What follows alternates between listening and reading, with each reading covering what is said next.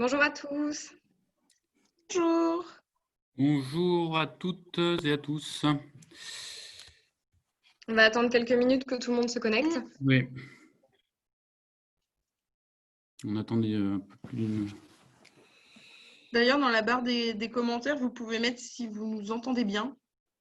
Si vous avez rencontré des problèmes aussi, n'hésitez pas.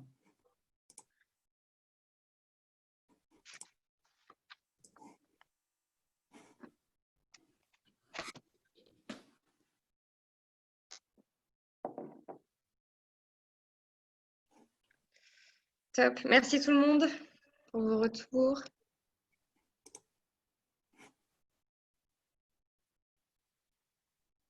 Parfait. Top. Pour utiliser l'espace conversation, si au cours du webinaire, vous avez des problèmes, si le son n'est plus bon, si la vidéo frise, etc., n'hésitez pas à nous en notifier, comme ça on pourra le voir tout de suite. Ah, j'ai un petit message d'Edith qui n'arrive pas à se connecter.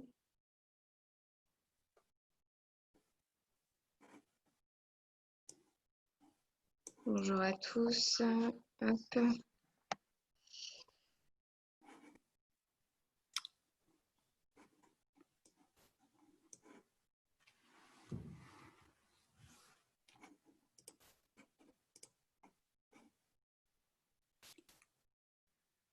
va attendre. Allez, une dernière minute et puis on va y aller. Dernière minute. Et après, on avance. Hop. Est-ce que vous voyez si Edith est connectée? Si vous Oui. souhaitez le faire, un petit signe. Est-ce qu'Edith peut nous envoyer un petit mail, un petit message sur Converser peut-être? Moi, je ne la vois pas. J'ai pas l'impression. Edith a levé la main. D'accord. Parfait. Ok. Je la vois. C'est bon. On peut démarrer peut-être. Les retardataires nous prendront en chemin. C'est ça. Allez, on y va. Bonjour à toutes et à tous. Donc, bienvenue à ce webinaire Nova Child. Je suis Rénal Lafarge, directeur général de Nova Child. Je suis très heureux de vous accueillir pour ce premier webinaire d'une série de 3 épisodes consacrés au vécu des familles confinées. Avant, pendant et après, j'aurai le plaisir de laisser la parole dans quelques secondes à mes 2 collaboratrices, Lorraine Brosset et Manon Gaudy, qui ont travaillé toutes les 2 sur ce webinaire. Avant cela, je voulais juste prendre quand même 2 petites minutes pour vous présenter très brièvement Nova Child. Nova Child, c'est quoi?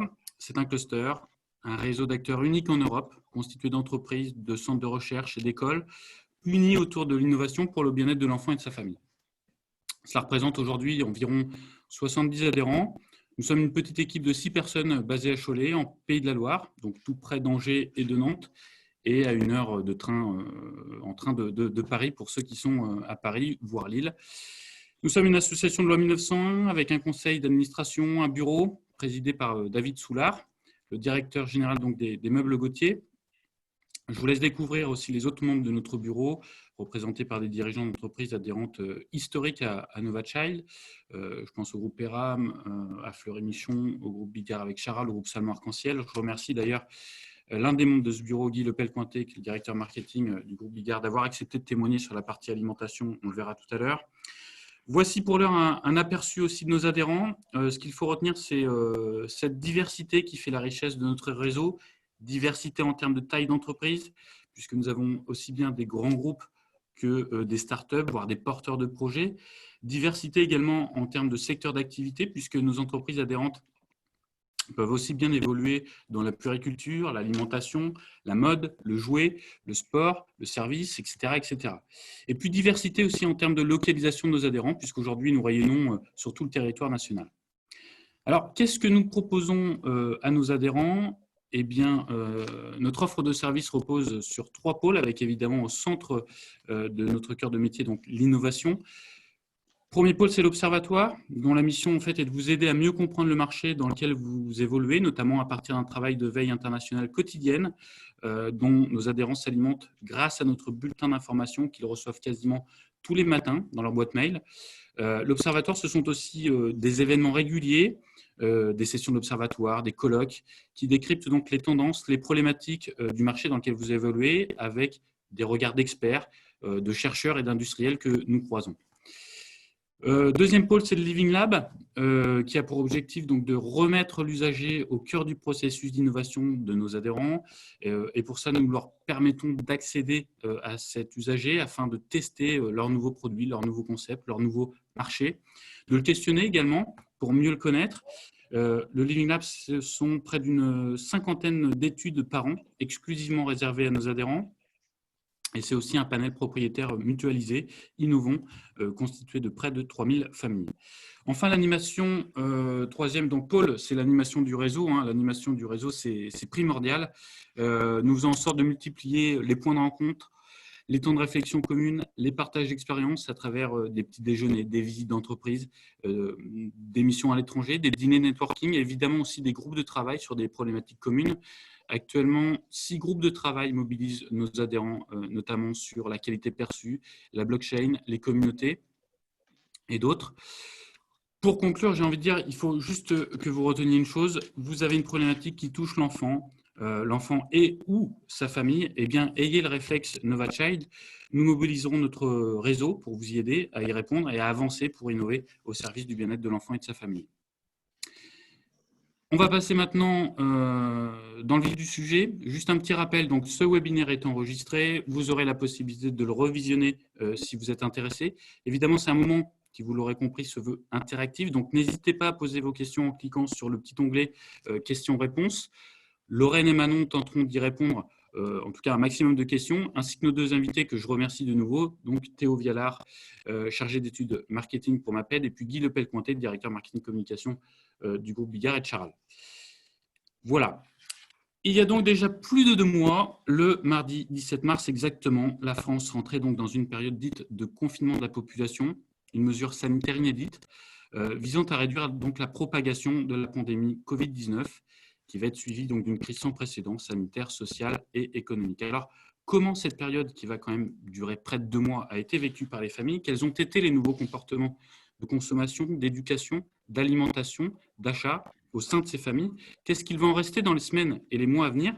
Eh bien, notre observatoire et notre Living Lab vont répondre à ces interrogations en combinant donc leurs expertises à travers des chiffres clés, dont la plupart seront issus de notre étude Familles confinées, que vous pouvez voir un petit peu un bout de cette infographie, de l'infographie qu'on a mis en place dans le cadre des familles confinées, des exemples aussi d'initiatives, de projets innovants, on va vous en présenter, et puis des témoignages industriels.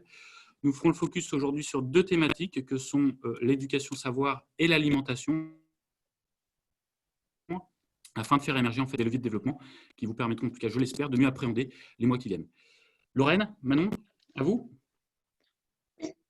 Alors, on va commencer tout de suite avec sur la partie éducation et savoir.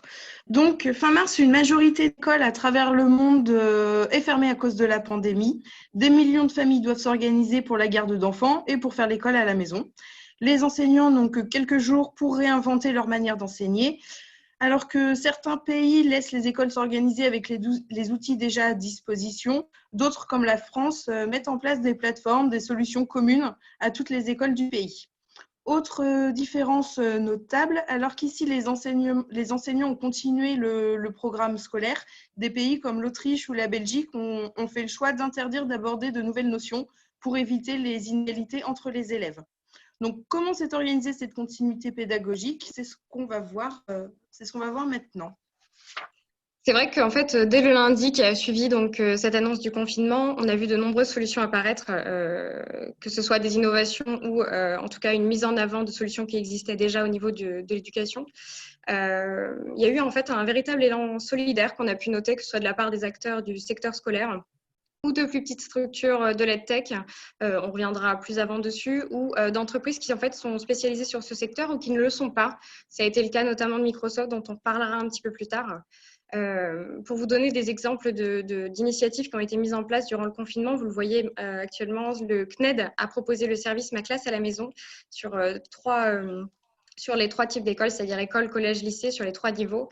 Ce service proposait donc des cahiers de soutien scolaire en ligne, mais aussi des activités et des vidéos.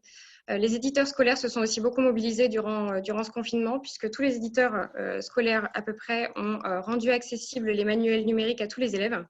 Donc, ça a été vraiment un élan positif autour de tout ça. Et on a aussi eu la plateforme Maxicours qui a mis à disposition ces services gratuitement pour les élèves. Donc, en fait, on remarque que de manière générale, c'est la mise à disposition gratuitement de contenus pédagogiques en ligne qui a permis de soutenir les millions d'enfants confinés.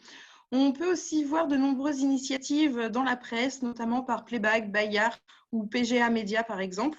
Les élèves avaient l'habitude de lire le petit quotidien en classe, donc Playback a fait le choix de rendre accessible en fait, une version numérique de son quotidien pour aider tous les élèves de France. Le segment en fait, des plateformes pédagogiques a séduit de nombreux parents. D'ailleurs, selon notre étude, 46,5% des familles ont introduit un nouveau site de ressources pédagogiques dans l'éducation à la maison et seulement 9% des familles n'en utilisent pas du tout. Un autre événement très marquant pendant le confinement, c'est la chaîne France 4 qui s'est totalement réinventée en proposant la Maison Lumni. Tous les jours, des cours sont diffusés pour chaque tranche d'âge. La chaîne devait cesser d'émettre courant août, le 9 août prochain, normalement. Finalement, elle pourrait être sauvée. Donc, le matin, ce sont des cours à destination du primaire et c'est un vrai carton parce qu'il y a 1 million de téléspectateurs devant la télé, ce qui représente 16% de part d'audience, et 500 000 téléspectateurs l'après-midi pour les cours du collège, soit 6% de part d'audience. Donc, en fait, on se rend compte que la télévision devient vraiment actrice de l'éducation des enfants. D'ailleurs, toujours d'après notre étude, la consommation des écrans a augmenté significativement pour 55% des familles françaises. Donc, à défaut de pouvoir vraiment mesurer l'efficacité de l'apprentissage par ce média, il a au moins le mérite d'avoir regroupé un large public. Donc, pour aider les parents à faire le tri parmi toutes ces ressources sur les différents médias, le ministre de l'Éducation a amené en partenariat avec les acteurs de l'audiovisuel et de la radio le programme Nation Apprenante, avec la création d'un logo qui permettait d'identifier vraiment les programmes à destination des élèves. Par exemple, là sur MyTF1, on voit que les documentaires disposent du logo. Il y a aussi Radio France qui proposait des programmes à destination des élèves sur son application. On a eu aussi des acteurs tout à l'heure qui, comme je vous disais tout à l'heure, qui étaient beaucoup moins attendus sur le secteur. La Maïf, par exemple, a proposé de l'accompagnement scolaire grâce à un partenariat mis en place avec Rue des Écoles. On parlait tout à l'heure de Microsoft également. Microsoft, il faut savoir qu'ils ont donné accès à une nouvelle catégorie éducation du jeu Minecraft, un jeu qui est très très connu et qui plaît beaucoup aux jeunes enfants et aux moins jeunes. C'est intéressant parce qu'en fait, on le sait depuis plusieurs années, le jeu vidéo est un support ludo-éducatif qui peut être assez intéressant à utiliser dans le domaine du scolaire. Aujourd'hui, on a du mal, en tout cas en France, à imbriquer ces deux domaines, mais pourtant, ils ont beaucoup à s'apporter. Et c'est vrai que cette initiative que nous, on suit beaucoup chez NovaChild, puisqu'on a un groupe de travail en fait, sur la pédagogie par le jeu vidéo, a ici trouvé un petit peu son public, puisque Ubisoft a également suivi le mouvement en mettant en place, en tout cas en mettant à disposition ces Discovery Tours qui sont issus directement de sa licence phare Assassin's Creed, c'est-à-dire que vous pouvez vous balader en fait soit dans l'Égypte ancienne, soit dans la Grèce antique, et vous pouvez en fait vraiment profiter de musées un petit peu à ciel ouvert, des savoirs qu'on vous met à disposition. Ce n'est pas que pour les élèves, puisqu'il y a également du vrai contenu pédagogique qui est mis à disposition des professeurs d'histoire pour qu'eux puissent s'en servir directement avec les élèves. Donc là, on a des jeux vidéo qui sont à la fois à destination des enfants, mais qui aussi permettent de faire la passation des savoirs entre les enseignants et les enfants, en tout cas les élèves.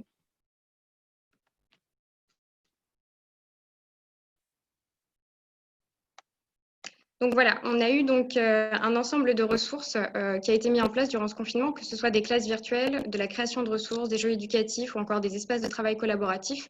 Et tous ces besoins qui en fait étaient renforcés pendant le confinement ont véritablement mis en avant en fait tous les acteurs de l'EdTech. Donc l'EdTech, qu'est-ce que c'est pour ceux qui ne le savent pas? C'est donc le secteur très général des technologies d'éducation, mais c'est aussi un cluster qui regroupe en France près de 400 entreprises, des entreprises qui sont donc engagées pour la plupart d'entre elles sur du contenu pédagogique à destination des enfants. Ce n'est pas uniquement le cas, mais en tout cas, ça l'est pour une partie d'entre eux. Et il faut savoir que durant ce confinement, près de 250 entreprises de l'EdTech ont accepté d'ouvrir gratuitement leur contenu et leurs outils le temps du confinement. Voilà, ça a été vraiment profitable et ça a été l'occasion de mettre en avant cette filière qui peine parfois à trouver sa place dans le secteur scolaire. Justement, pour ces entreprises et technologies de l'éducation, en fait, le confinement leur a permis deux choses, à la fois de se mettre en avant, mais également de perfectionner les outils. Il y a eu de nombreux problèmes rencontrés par les élèves sur les différentes plateformes mises à jour, et ce qui montre le côté un petit peu imparfait des solutions. Il faudrait donc en fait remettre en cause l'état du numérique scolaire actuel et ses infrastructures qui se sont avérées difficiles à prendre en main pour bon nombre de familles. En fait, il faut savoir qu'autour de l'éducation, en fait, d'un côté, il y a les outils proposés par l'éducation nationale qui ne sont pas vraiment ergonomiques et les interfaces manquent d'attrait. Par contre, ça correspond parfaitement au programme et aux exigences du ministère. Il y a aussi les éditeurs scolaires qui possèdent une expertise historique sur le secteur scolaire et leurs outils sont conformes aux attentes du ministère, avec une forte crédibilité aussi bien auprès des enseignants que des parents. Par contre, ils ont un petit peu de mal à s'inscrire dans le secteur du numérique.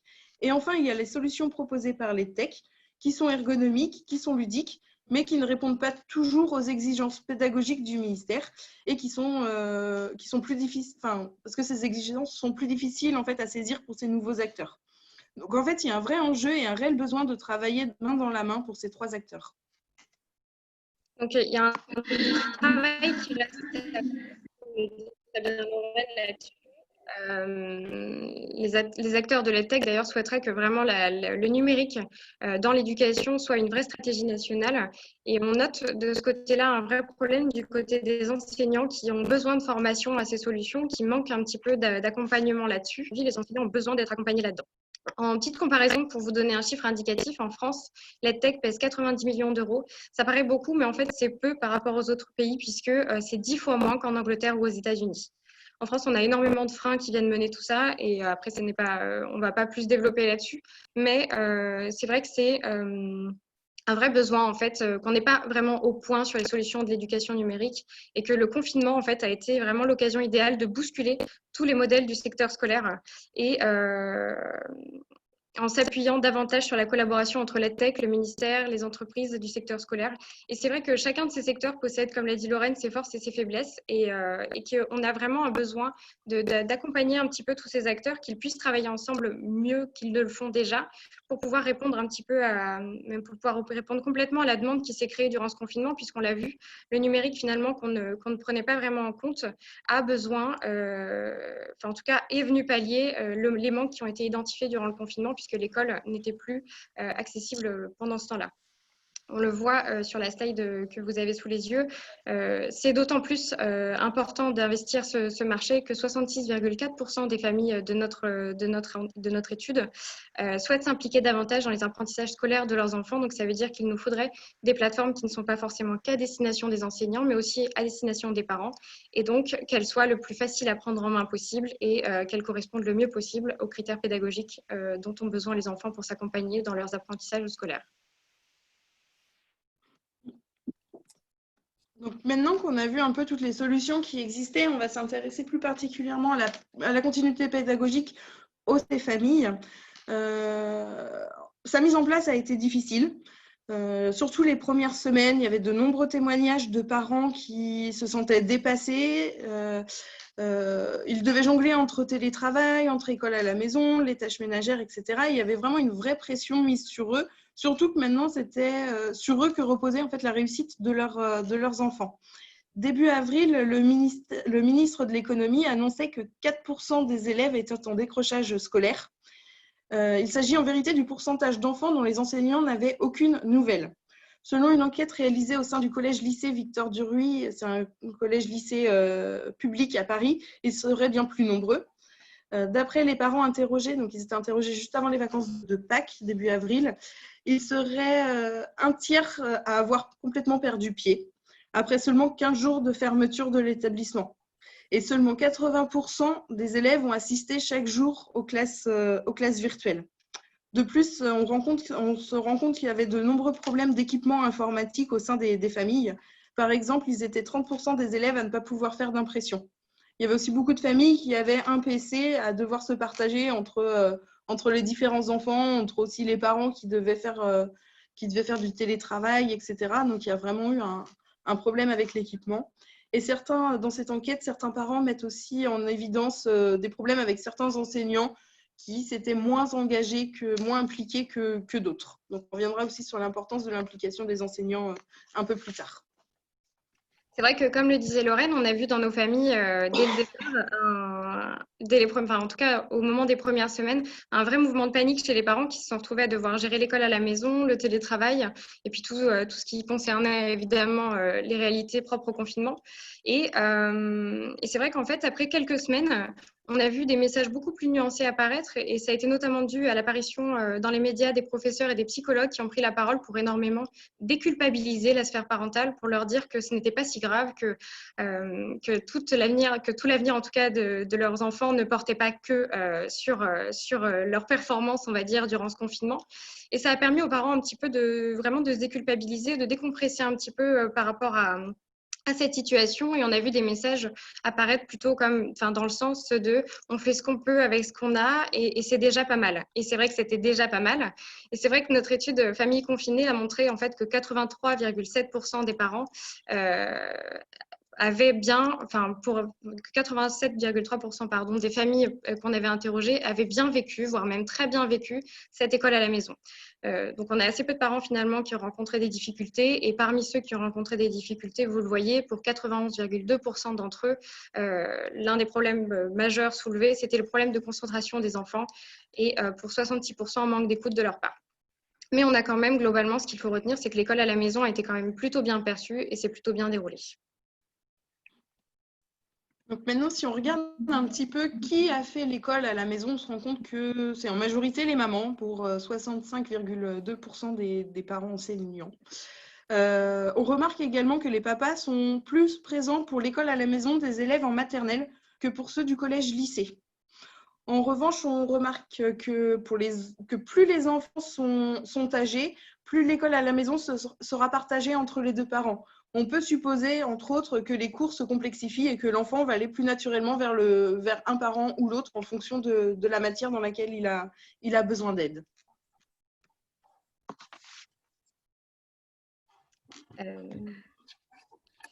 En fait, en dehors des outils numériques qui ont été mis à disposition, puisqu'on vous a beaucoup parlé du numérique, il faut savoir que les fournitures scolaires ont également très bien fonctionné pendant ce confinement. 36,4% des familles que nous avons interrogées durant notre étude ont acheté des fournitures scolaires, et pour 68,2% d'entre elles, cet achat a été réalisé par nécessité. Ça s'est expliqué parce qu'on a eu des parents qui se sont mieux rendus compte tout simplement de ce dont leurs enfants avaient besoin.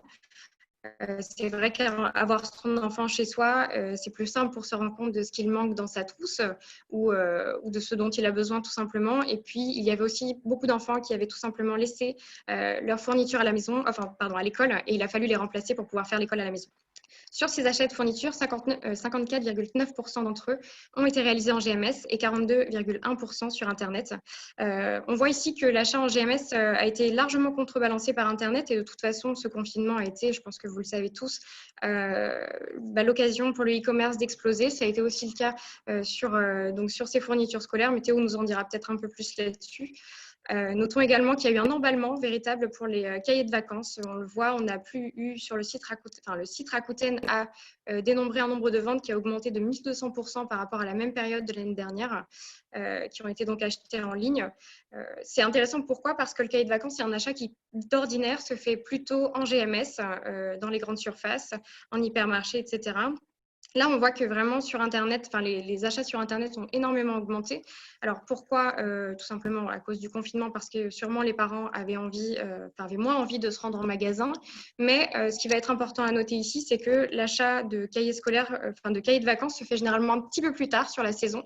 Et que là, on a eu des parents qui ont eu envie de le faire à ce moment-là, qui ont été qui se sont massivement tournés vers cet achat, et qui donc, par rapport aux chiffres que nous avons sur nos familles, c'est vrai qu'on peut noter une véritable envie en fait, de la part des familles de s'investir de manière un petit peu précoce sur une continuité pédagogique qu'ils envisagent déjà sur la période des grandes vacances.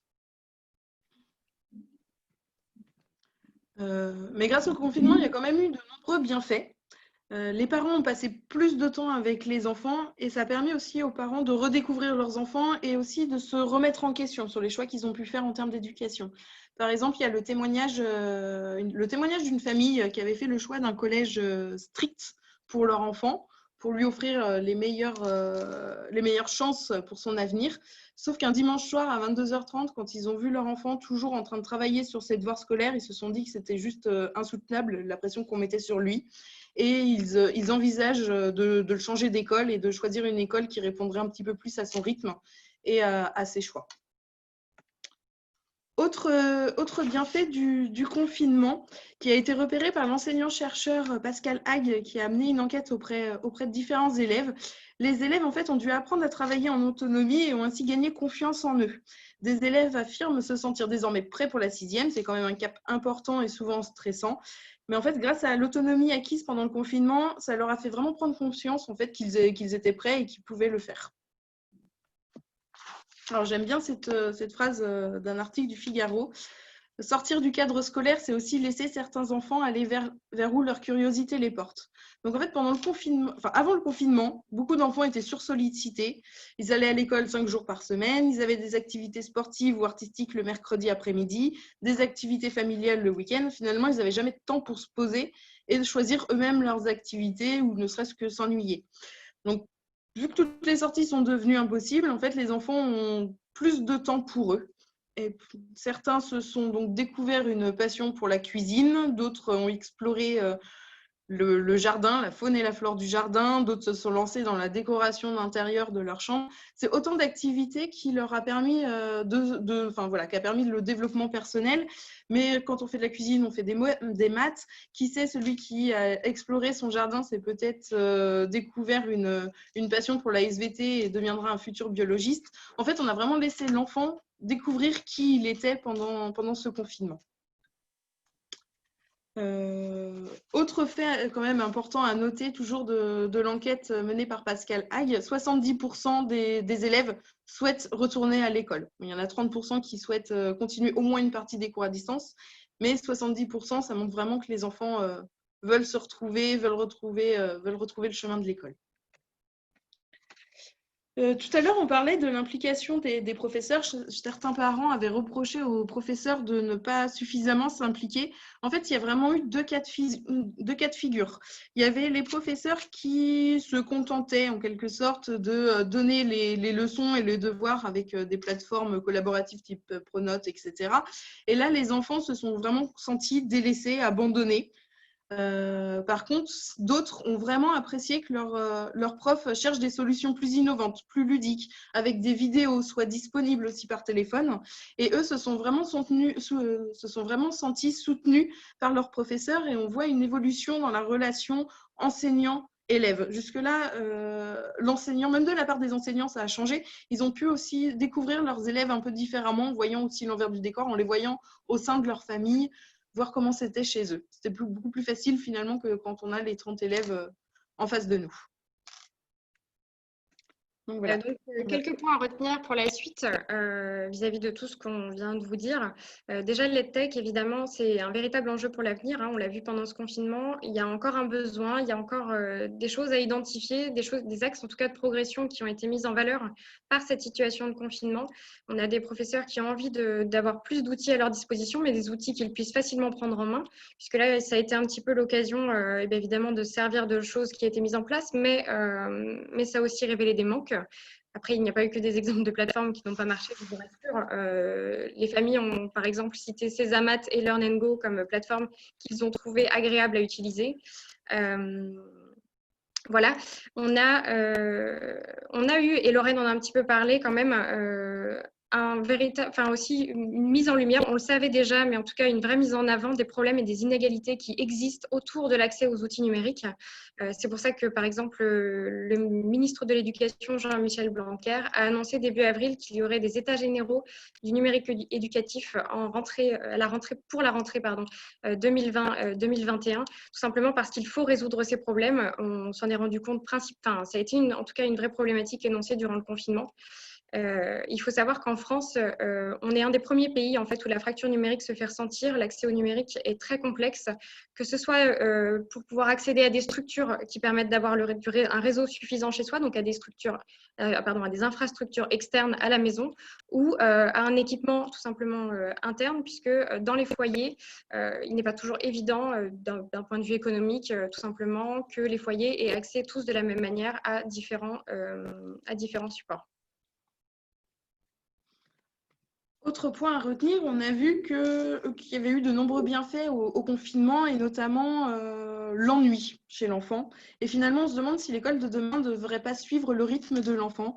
Il y a plein d'initiatives d'écoles alternatives. On peut citer par exemple la ferme des enfants en Ardèche. C'est une ferme au milieu de la forêt et les enfants évoluent et les matières en fait sont enseignées différemment et toujours corrélées à des situations de la vie de tous les jours plutôt que d'apprendre uniquement la théorie. Il y a aussi l'école sans mur en Suède où les enfants, pour le coup, étudient là où ils veulent étudier quand ils veulent étudier. Donc, en fait, il y a énormément d'innovations possibles et peut-être que l'école alternative demain sera la norme et qu'on choisira l'école en fonction de son propre enfant et de son rythme. Un des autres points à retenir, c'est, comme l'a dit Lorraine, vraiment toute cette sphère relationnelle autour de l'éducation d'un enfant qui a beaucoup évolué, dont en tout cas les liens ont évolué, puisqu'on a eu évidemment un effondrement de la frontière entre l'école et la maison durant ce confinement. L'école n'est plus, enfin en tout cas n'a plus été durant un temps le lieu unique du savoir. Et en fait, on a eu aussi des parents qui se sont beaucoup impliqués dans l'éducation, qui ont, on l'a vu tout à l'heure, envie de le faire, pour 66,4% d'entre eux à l'avenir. Donc voilà, on a eu pendant très longtemps cette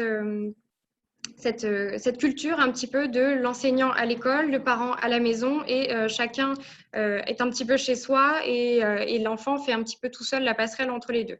Aujourd'hui, c'est plus complexe et c'est vrai que c'est pas forcément que ça a plutôt été bien perçu. Du moins d'après nos parents, on n'a pas encore le regard des enseignants, mais c'est sûrement quelque chose qu'on va développer par la suite. Et en fait, c'est vrai qu'on a déjà des exemples de pays comme les pays nordiques ou la Belgique où la coéducation, c'est-à-dire l'éducation entre les parents et l'enseignant. Alors, sur le secteur scolaire, je ne parle pas évidemment de l'éducation personnelle de l'enfant, mais en tout cas sur le secteur scolaire, qui est mise en place. En Belgique, par exemple, elle prend la place, vous le voyez là, elle prend la forme de petits fascicules. L'élève l'utilise à la fois à la maison et à l'école. Et en fait, les petits fascicules lui permettent d'assurer la relation entre l'élève, entre l'enseignant et les parents. C'est-à-dire que l'un des fascicules va dire, tu pourras dire à tes parents, aujourd'hui, tu as appris telle chose.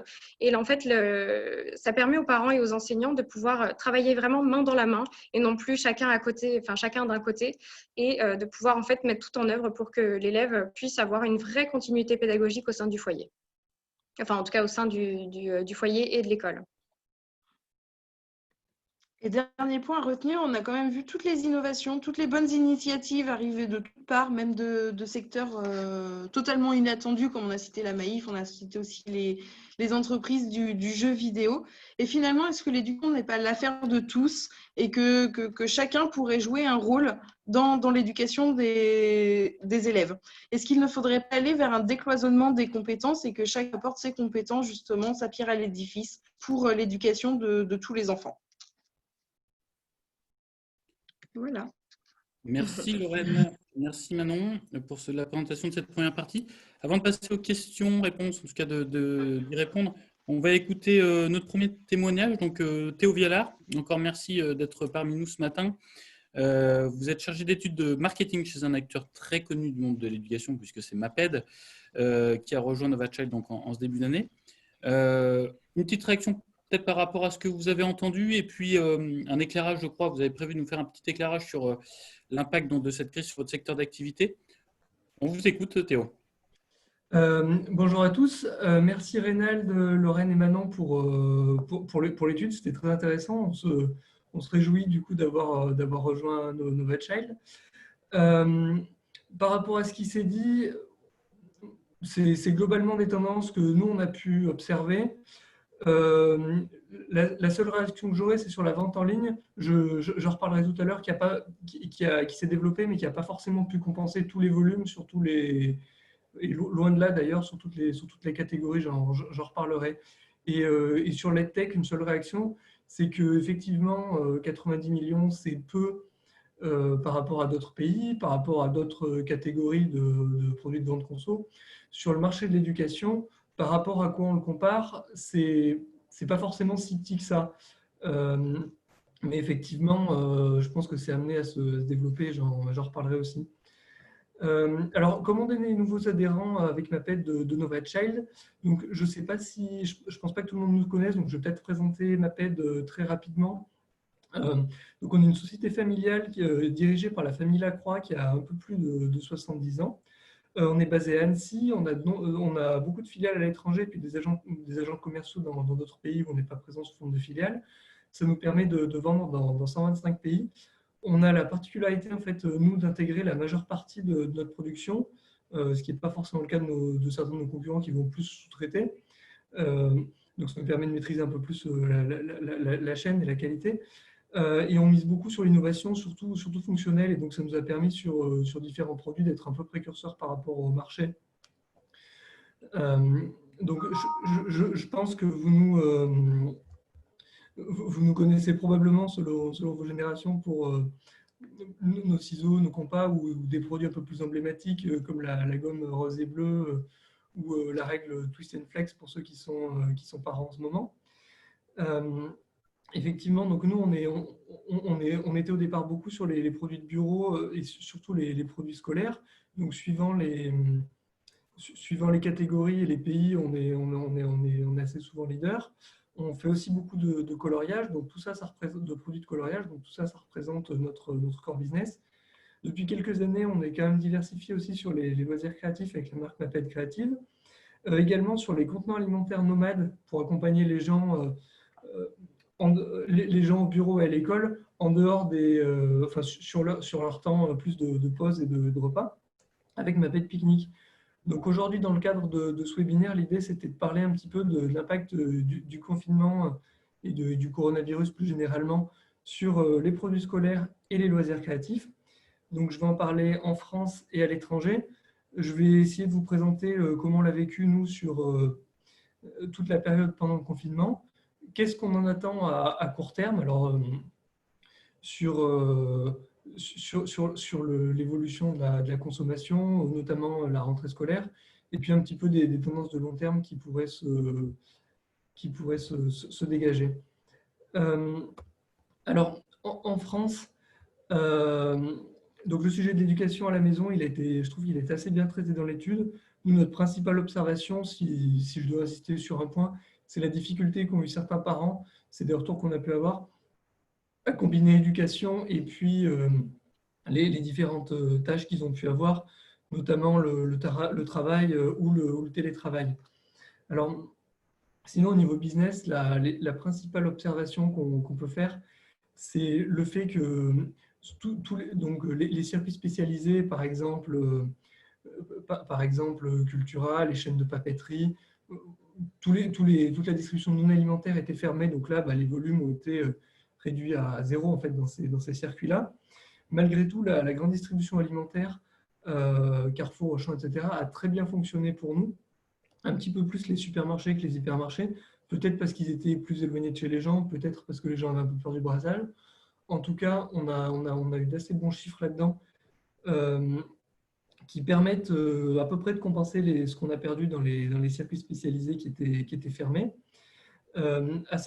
Même si on a une petite baisse sur les produits, sur certaines catégories de produits purement scolaires, sur les produits de coloriage, on a fait des chiffres assez exceptionnels. Donc voilà, on a assez, au global, je parle sur la France, on s'est assez bien maintenu. Donc c'était finalement une bonne surprise.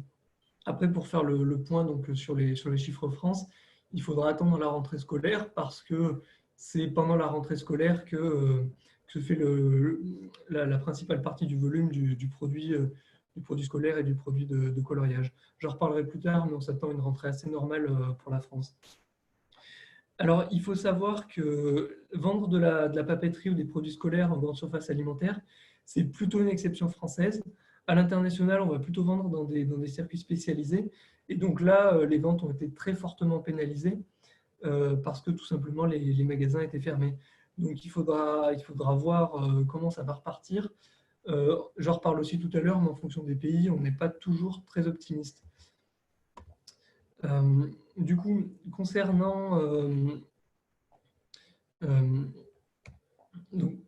maintenant le marché du loisir créatif, il y a eu une très forte hausse de la demande pendant la période de confinement, bien sûr, pour occuper les enfants. Elle n'a pas profité à tout le monde. Et, en effet, il y a certaines entreprises qui vont vendre qu'en circuit spécialisé, c'est le cas en loisir créatif comme c'est le cas en jouet, qui vont se vendre donc soit dans des chaînes un petit peu plus papettes, un petit peu plus déco ou un petit peu plus jouet. Donc, ces marques-là, elles ont perdu leur volume et finalement, malgré la demande, elles n'ont pas pu adresser le marché pendant cette période. Même s'il y a eu une progression de la vente online, on pense que ça n'a pas du tout compensé les volumes qui ont pu être perdus sur les circuits de la distribution spécialisée. Malgré tout, pour les marques qui sont capables, qui ont accès à la grande distribution alimentaire, ça a très bien marché. Par exemple, tout le monde a vu l'exemple du Puzzle Ravenous Burger. Et voilà, les chaînes alimentaires se sont beaucoup fournies en produits de loisirs créatifs.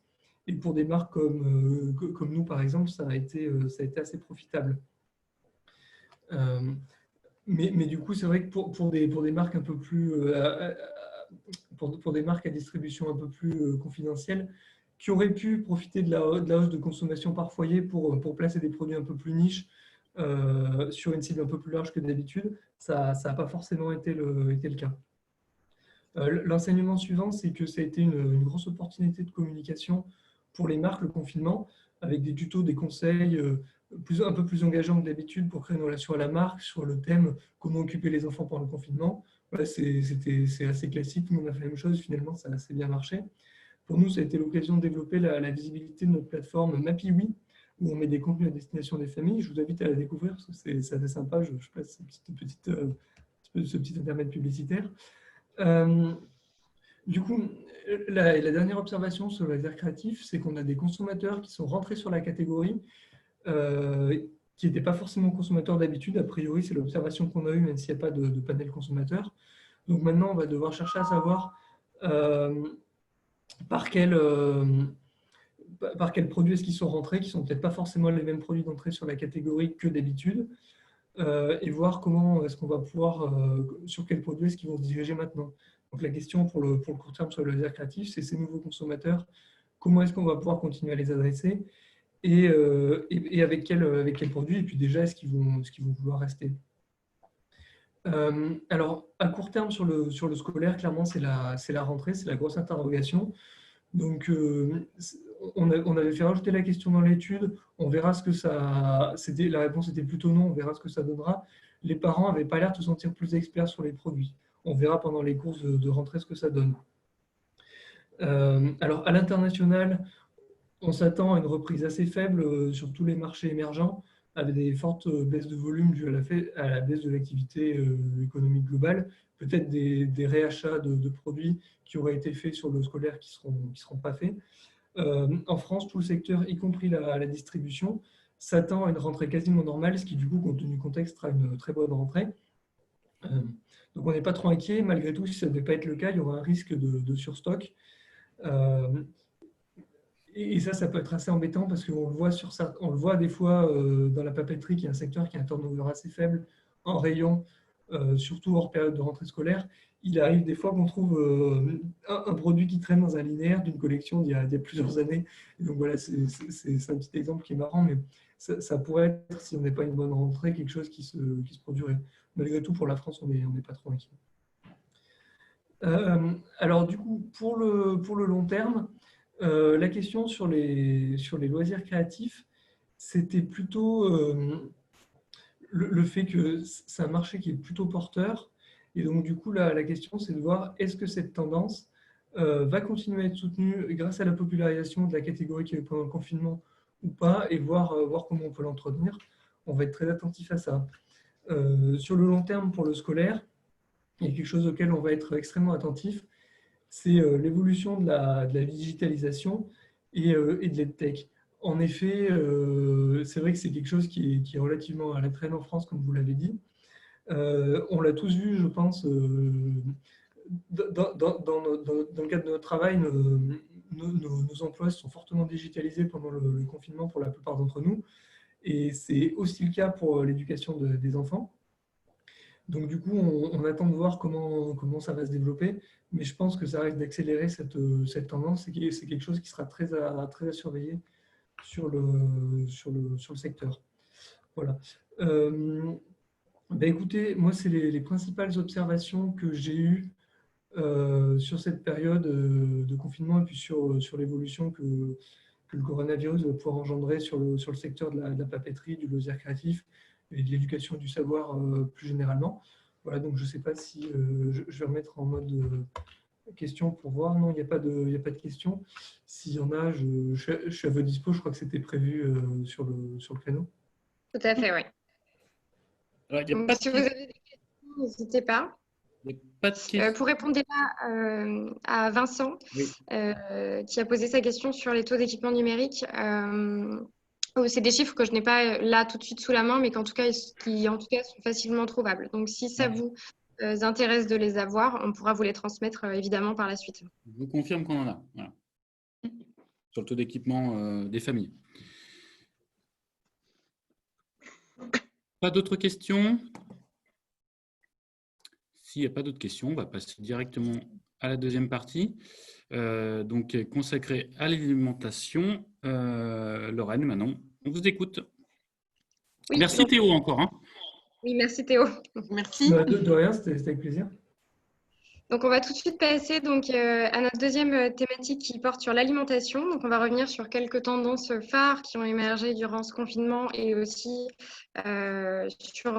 comme pour l'éducation, sur ce qu'on envisage en tout cas sur ce qu'on pourrait envisager sur l'après. Donc, on va commencer tout simplement par l'identification de tendances en fait, qui ont été tout simplement renforcées pendant ce confinement, c'est-à-dire tout ce qui va relever du manger local, du bio et du Made in France. On a vu énormément de choses sur ce terrain durant le confinement et on va en parler un peu plus avant maintenant. Donc effectivement, c'est des tendances qui ont été renforcées pendant le confinement, qui existaient déjà auparavant. On ne peut pas parler d'émergence de ces tendances, mais en France, on a eu un véritable élan collectif et national autour de ces trois pôles alimentaires. Vous le voyez actuellement sur votre écran. On a les chiffres ici du bio qui ont été sortis par une étude de Nielsen. Un bio qui a connu une explosion durant le confinement avec des hausses à plus de 63% sur certaines semaines. Un bio qui a vraiment attiré les consommateurs français, de même que le Made in France et les achats plus locaux. Bien que les grandes surfaces soient restées les lieux privilégiés des courses alimentaires durant ce confinement, il y a eu comme je vous disais, il y a eu de nombreux mouvements solidaires avec la filière agroalimentaire française et de nombreuses initiatives en fait ont émergé autour de tout ça. On les verra un petit peu plus avant. Vous avez un exemple ici avec Carrefour qui a largement communiqué autour de son soutien en tout cas aux agriculteurs français.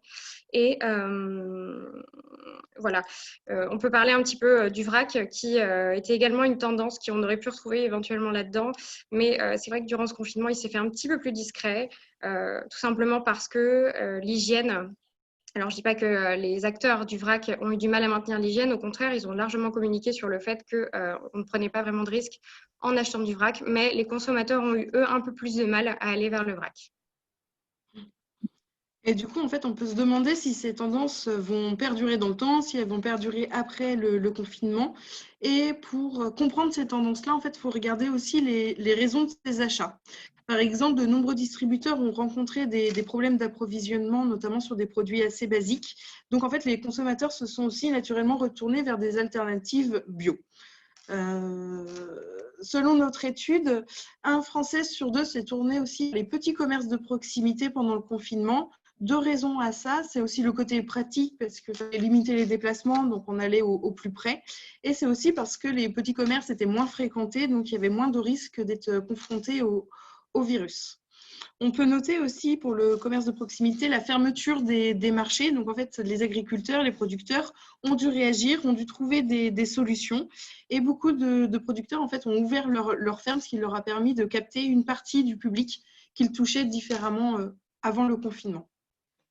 Tout à fait. Après, il est important aussi de noter que, certes, on parle beaucoup de critères économiques. Là, on vient d'en exposer certains qui ont poussé donc les consommateurs, en tout cas les familles, à se tourner vers ce type d'alimentation. Mais ça n'enlève rien au fait qu'il y a eu un ensemble en fait de valeurs morales qui a poussé les consommateurs vers ce type de consommation, puisque on a eu, je vous le disais tout à l'heure, un élan national finalement autour du soutien aux agriculteurs français, autour de la filière française. Vous voyez ici, on a plusieurs exemples en fait de super et d'hypermarchés qui ont largement communiqué sur le fait qu'ils s'engageaient pour une agriculture française ou pour bloquer les prix, on y reviendra un petit peu après, mais qui en tout cas avaient envie de montrer un élan national, un véritable effort dans cette direction. Cet effort, il ne s'est pas fait que de la part des distributeurs, bien sûr, ni des consommateurs, même si ça a été deux acteurs majeurs de tout ça. Les acteurs de l'agroalimentaire, que ce soit les producteurs ou les industriels, ont eux aussi participé à tout ça en mettant en avant la filière française. Je pense notamment à Picard, qui a largement communiqué sur le fait qu'ils aient mis en place durant le confinement des partenariats pour l'approvisionnement en volaille française. Ce n'était pas toujours le cas auparavant, mais le fait que les frontières se ferment les a poussés un petit peu à repenser leurs achats, à repousser en tout cas leurs propositions de produits et forcé de constater que ça a été bénéfique pour eux puisqu'ils ont pu ainsi assurer les demandes des consommateurs qu'ils n'arrivaient plus à suivre en fait. Donc voilà, on a une agriculture française qui a été largement soutenue par les distributeurs, par les entreprises et par les consommateurs. Il faut savoir aussi qu'elle n'a pas été que soutenue à bout de bras puisqu'elle a aussi su se débrouiller toute seule, tout simplement, que ce soit en réouvrant directement les fermes à la consommation. Enfin, en tout cas, on pouvait venir directement dans les fermes, c'est déjà le cas, mais en tout cas, ça a été là plus largement ouvert. Et puis, ils ont aussi su, pour certains d'entre eux, s'emparer des acteurs, enfin des services de distribution, de vente directe, enfin des services de distribution dont disposent déjà les hyper et super, c'est-à-dire le drive et la livraison. Par contre, il est tout de même important de rappeler que plusieurs facteurs peuvent venir un petit peu noircir le tableau et compromettre ces comportements d'achat. Premièrement, nous venons de traverser en fait une crise sanitaire qui va très probablement être suivie d'une crise économique. L'épidémie et le confinement en fait, a aussi créé une instabilité sur le plan financier, aussi bien pour le consommateur que pour les entreprises. Donc, pour les consommateurs, la montée du chômage va probablement pousser les Français à regarder un peu plus près leurs dépenses et notamment leurs dépenses alimentaires. Donc, même si on note qu'il y a une vraie volonté d'aller vers des produits made in France, vers des produits locaux, la différence de prix entre ces produits locaux et d'autres bien moins sourcés va probablement influencer le choix final. Donc, s'il est clair que les Français souhaitent conserver ces comportements d'achat responsables à l'avenir, il ne faut pas oublier de prendre en compte les facteurs économiques qui risquent de venir un peu éroder les envies, comme notamment la probable baisse du pouvoir d'achat qui va venir. Tout à fait. Nous, ce qu'on a remarqué dans notre étude, cependant, c'est que les gens ne se projettent pas encore en fait, dans ces difficultés financières. Nos familles ont conscience qu'il va peut-être y avoir quelque chose, enfin, qu'il va y avoir probablement une baisse de leur pouvoir d'achat, mais que pour l'instant, elles ne l'impactent pas directement sur leurs achats. C'est pour ça que 48,7% des parents répondent qu'ils souhaiteraient continuer à acheter des produits locaux après le confinement et que 40,6% d'entre eux souhaiteraient se rendre davantage dans des commerces de proximité. Alors, ça ne veut pas dire qu'ils ne vont pas le faire. On note, ce qui est important de noter ici, c'est vraiment l'envie et l'engagement de vouloir aller vers ce type de consommation. Comment est-ce qu'on peut y arriver?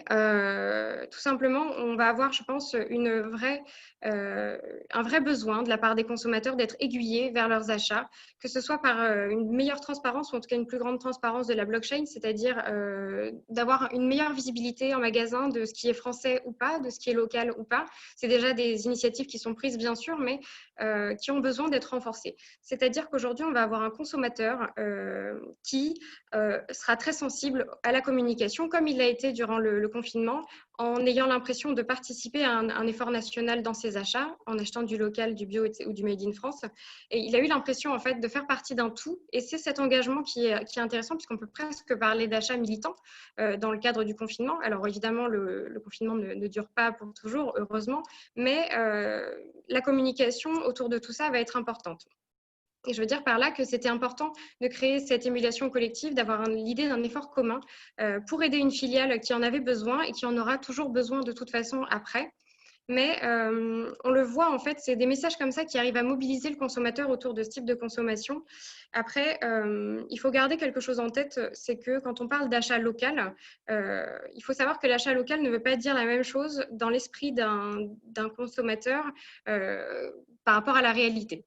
Un exemple pour illustrer ça, si on prend des poissons, si on prend un poisson élevé en bassin, par exemple en Bretagne, et un poisson qui sera pêché en mer, on aura plus l'idée du local sur le poisson qui sera pêché en mer. Parce que pourquoi ? Parce que le local relève quand même d'un imaginaire collectif, enfin l'achat local en tout cas relève d'un imaginaire collectif qui est très fort. C'est-à-dire qu'on a l'image de vraiment soit du petit commerce vraiment à côté, le tout petit commerce qui fait limite du vrac, etc., soit de l'agriculteur qui est dans son champ, qui prend soin de chacune de ses bêtes, etc. Donc, c'est pour ça que parler d'alimentation locale, c'est important de l'accompagner auprès du consommateur par un storytelling qui parle à son imaginaire et qui va vraiment lui créer un sentiment de participation à voilà, vraiment un imaginaire autour du Made in France, autour du local. Et c'est vraiment par la communication qu'on va arriver à ça. Donc maintenant qu'on a vu un petit peu les tendances concernant le choix des produits de la part des consommateurs, on va regarder les attentes concernant les points de vente pour faire les courses alimentaires. Donc concernant en fait les moyens de faire les courses, on a vu l'explosion du drive et de la livraison pendant le confinement. C'est des moyens qui existaient déjà avant le confinement en France, mais qui étaient plutôt timides par rapport à d'autres pays. Une étude a été réalisée par l'Otsoco qui indique que 19% des répondants avaient utilisé le système de drive une semaine avant l'enquête. Et ils étaient 10% à avoir fait appel à la livraison pour des courses alimentaires. Donc là, on voit vraiment le boom dû au confinement. Ça peut s'expliquer par la peur de côtoyer le virus en se déplaçant en grande surface, tout simplement. Durant le confinement, on a aussi vu apparaître de nombreuses initiatives en termes de livraison de courses alimentaires, comme le partenariat entre Uber et Carrefour, par exemple.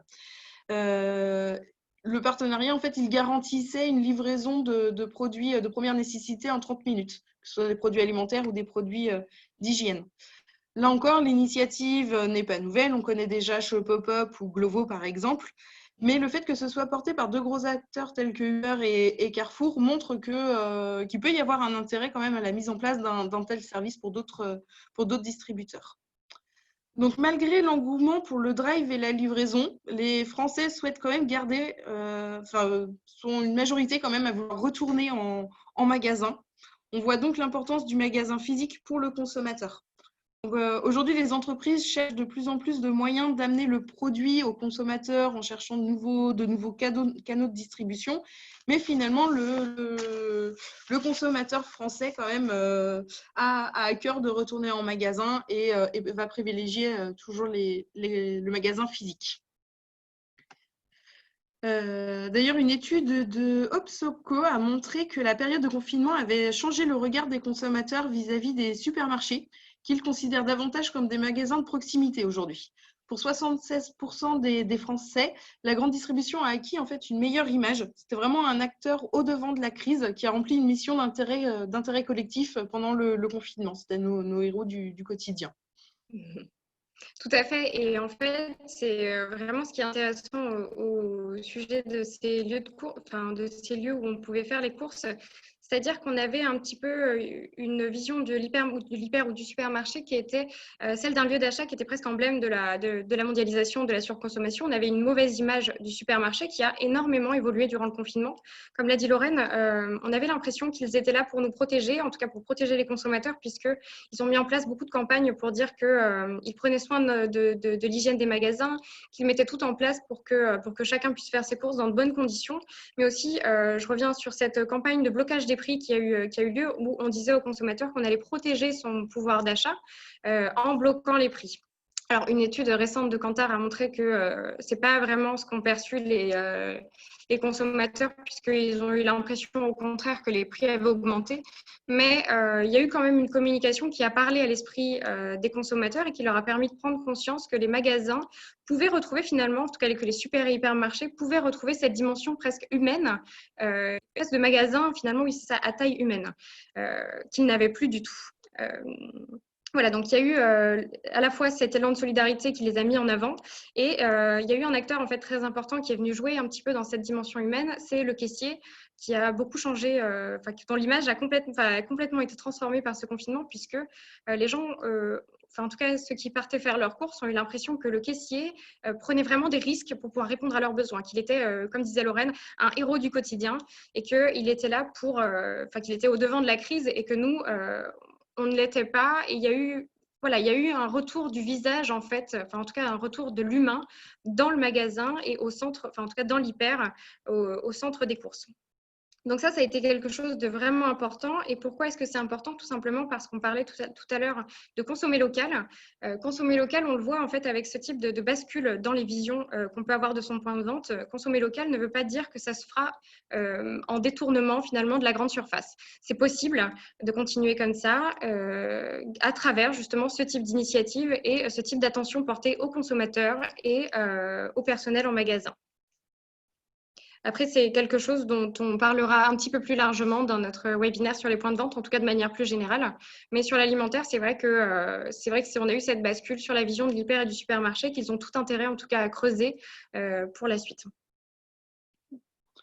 Donc maintenant qu'on a vu les tendances concernant les choix des produits, sur l'approvisionnement, on va regarder en fait ce que font les Français de tous ces produits.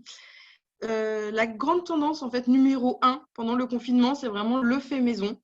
D'ailleurs, bon nombre de photos et de vidéos ont inondé les réseaux sociaux pour montrer les gâteaux et autres pains faits maison.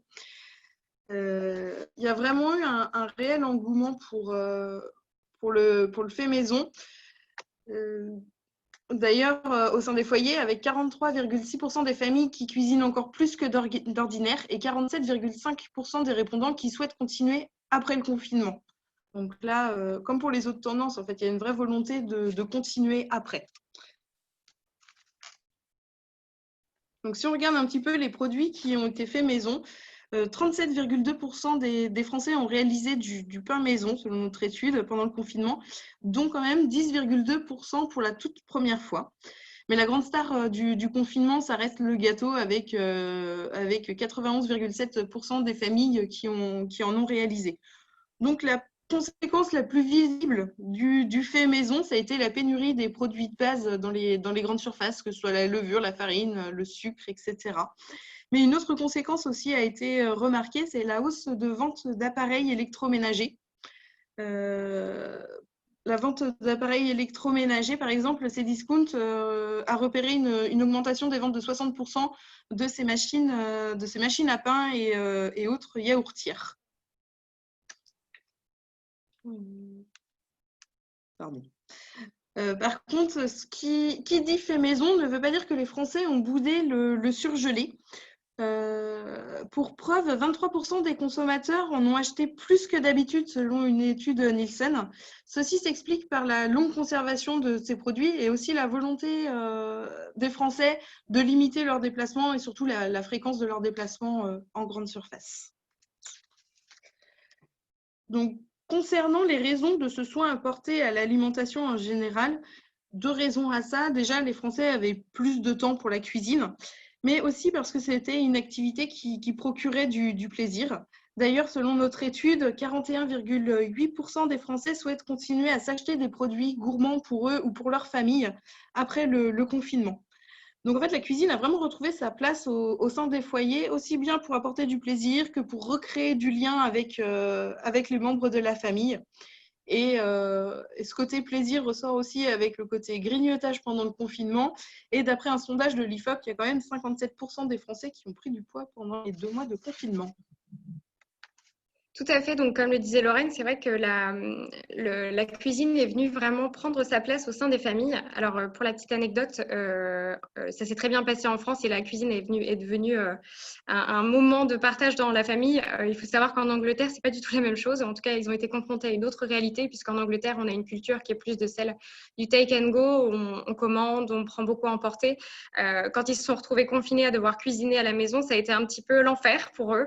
Alors, je dis pas que ça s'est bien passé pour chacun d'entre nous, mais en tout cas, en Angleterre, c'est vrai que ça a été beaucoup plus complexe que chez nous en France, où ces temps ont vraiment été appréciés.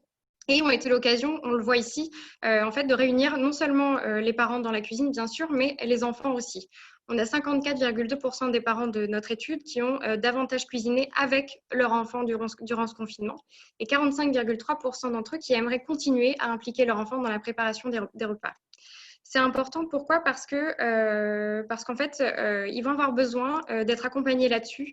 C'est-à-dire qu'on va avoir des parents qui vont être, et des enfants bien sûr, qui vont être confrontés à la réalité post-confinement, c'est-à-dire qu'on va retourner au travail, on va retourner à l'école, on va retourner dans ce cycle qui ne nous permettait pas auparavant de passer des moments comme ça. Et ils vont avoir besoin d'être accompagnés. Comment? Tout simplement parce qu'il va y avoir un véritable enjeu autour de l'accompagnement du fait maison. Alors, ça se passe comment? C'est-à-dire qu'ils vont avoir besoin d'être aiguillés sur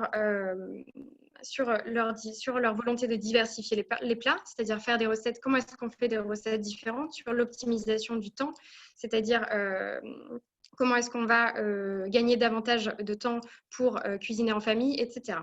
On l'a vu, on l'a passé un petit peu là rapidement. Une initiative importante dans ce type de projet, c'est celle d'Ookiees, par exemple, qui est une box de pâtisserie à faire en famille.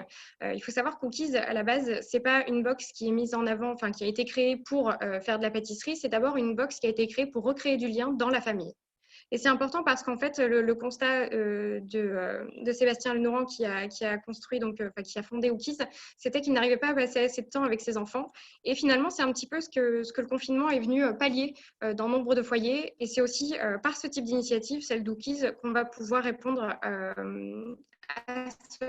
cette envie en fait, de continuer à mettre en place ce qui a été vu durant le confinement. Donc, comme je disais, toute acquisition de produits ou de services autour de la famille, évidemment, il va y avoir donc cette optimisation du temps, c'est-à-dire gagner du temps sur les courses, gagner du temps sur le choix des recettes, proposer aussi des recettes variées. On a eu beaucoup de parents durant notre étude qui nous ont dit que l'un des problèmes majeurs qu'ils avaient rencontrés durant durant ces temps de cuisine maison, c'était tout simplement de trouver ce qu'on allait manger. C'est-à-dire que là, on répond à la question déjà un petit peu pénible au quotidien de qu'est-ce qu'on mange ce soir. C'était qu'est-ce qu'on mange ce soir, mais aussi qu'est-ce qu'on mange ce midi, ce qui était deux fois plus complexe. Donc voilà, on a des parents qui vont être en tout cas assez sensibles à la réception de services de ce type. Et évidemment, il faudrait aussi que ces services ou que ces produits viennent offrir la possibilité que l'enfant puisse en faire partie, puisque c'est très largement une volonté de ceux qui ont envie de cuisiner après le confinement. Donc, on peut imaginer tout un tas de choses autour de tout ça, c'est-à-dire, pourquoi pas l'introduction de paniers repas tout prêts en supermarché avec des recettes qui leur sont associées. On achète déjà les ingrédients.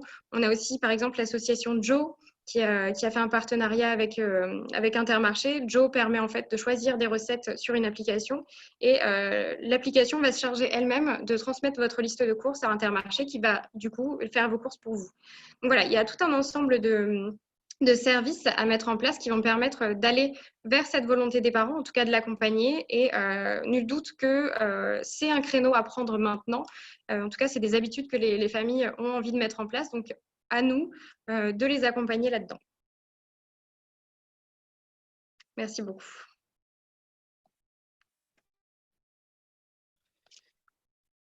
Ton micro, il est coupé.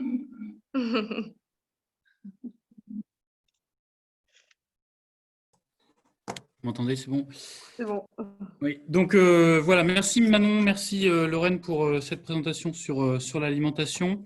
On accueille maintenant notre second témoignage avec Guy Lepel-Pointé, donc directeur marketing du groupe Bigard et Charal. Guy, avec qui on a déjà eu l'occasion de discuter effectivement de cette crise du confinement avec notre bureau. Il est tétanisé. On t'entend plus, Guy. Guy? Ouais. C'est bon, tu es avec nous? Est-ce que vous m'entendez? Est-ce que vous me Oui, voyez? c'est bon, parfait. C'est bon. Cool. On C'est à t'écoute. moi. Tu as des remarques déjà sur ce que tu as entendu et puis Ouais. un petit peu comment le secteur de Bon, l'alimentation. ce que j'ai entendu était super, comme d'habitude. C'est-à-dire, et je vous remercie, hein, bien sûr, Rénal, Lorraine, Manon pour cette présentation. Je fais une page de pub d'ailleurs pour NovaChild parce que aux participants, je ne sais pas combien nous suivent. Mais sachez que utiliser NovaChild, n'hésitez pas à les solliciter parce que, comme d'habitude, les études sont bien faites et bien restituées et donc n'hésitez pas à les solliciter.